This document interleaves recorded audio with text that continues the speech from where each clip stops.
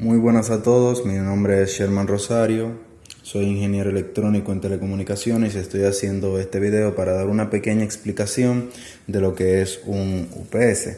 Muchas personas tienen un equipo de esto en sus casas y no saben exactamente cómo utilizarlo o qué capacidad necesitan de UPS. Sucede que esto tiene una necesidad muy importante en ciertos países donde el sistema eléctrico es ineficiente o tiene bastantes problemas para suplir el servicio. Yo vivo actualmente en República Dominicana, donde la red eléctrica actualmente utiliza un voltaje de 120 voltios de corriente alterna, 120, ¿verdad? Los equipos electrónicos tienen una tolerancia implícita dentro de sus fuentes de poder que le permite soportar voltajes de alrededor de un 10%. Esto es una normativa de la industria.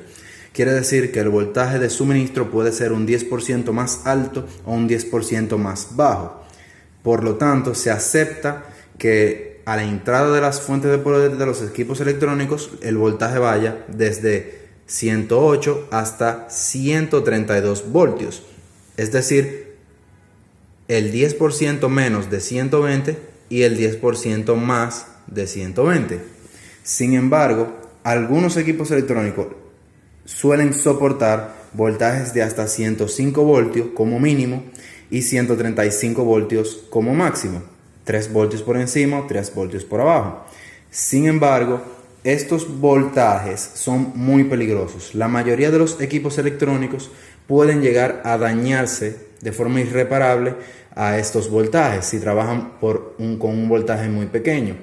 Y si trabajan con un voltaje muy alto, puede provocar también daños a los equipos electrónicos. Aquí es donde entra el UPS. Los UPS tienen dos funcionalidades principales: servir como backup, es decir, en caso de una falla eléctrica donde se pierda completamente el servicio eléctrico, al tener una batería interna, puede proveer energía al sistema que está conectado. Sin embargo, esto tiene truco. Los UPS tienen también la funcionalidad de regulación de voltaje. Es decir, ellos pueden tener un voltaje mucho más bajo que el permitido por los equipos electrónicos o mucho más alto. En este caso, este soporta desde 85 a 145 voltios. Esto nos permite que los equipos que conectemos a su salida puedan ser suministrados con voltajes mucho más bajos. Pero esto se da porque el UPS regulará ese voltaje para dar una salida superior o inferior. Es decir, si él recibe un voltaje inferior a 108 voltios, él va a tratar de elevarlo para que caiga dentro del rango permitido. Es decir, como vemos aquí, aunque él pueda trabajar a la entrada, él recibe 85 voltios, él va a dar a la salida por lo menos 102 voltios según su hoja de especificaciones. En mi experiencia he visto que con voltajes cerca de 90 voltios, menor a 90 voltios, entrega alrededor de 110 voltios o 105 voltios. Y en he visto, por ejemplo, en voltajes tan altos como 140 voltios, que entrega voltajes de alrededor de 120 voltios. Es decir, utilizará cualquier voltaje que le introduzcamos dentro de este rango y a la salida entregará un voltaje de este rango para evitar que los equipos electrónicos que tengan conectados se dañen. Esto podemos verlo claramente en esta gráfica.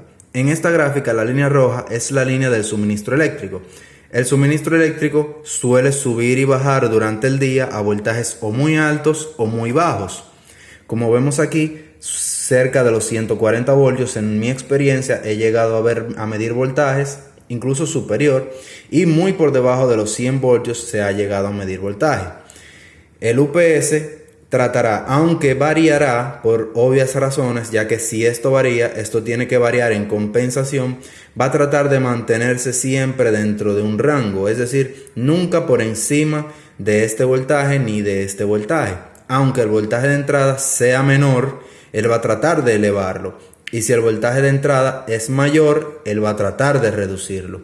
Habrá puntos de cruce, obviamente, pero siempre él realizará la función de regular el voltaje. Este UPS, en este caso, puede regular voltaje hasta un suministro de 700 voltiamperios. Esta medida, voltiamperios, si usted sabe un poco de electricidad, sabrá que voltio por amperio es igual a watts. Pero, ¿por qué lo han dado de esta forma? Porque en las especificaciones de los UPS hay que incluir la capacidad total, la capacidad de potencia. La capacidad de potencia viene dada en dos números. Uno que indica la potencia que puede regular y otro que indica la potencia que puede servir como suministro de backup. Es decir, cuando la electricidad se corta, la batería que tiene al interior este UPS va a entrar en servicio a proveer electricidad a los equipos que tiene conectados. Este tiene una batería interna de 7 amperes hora. La capacidad que él puede suministrar cuando él está conectado a la red eléctrica es de 360 vatios, cuando se realiza la total desconexión de la red eléctrica.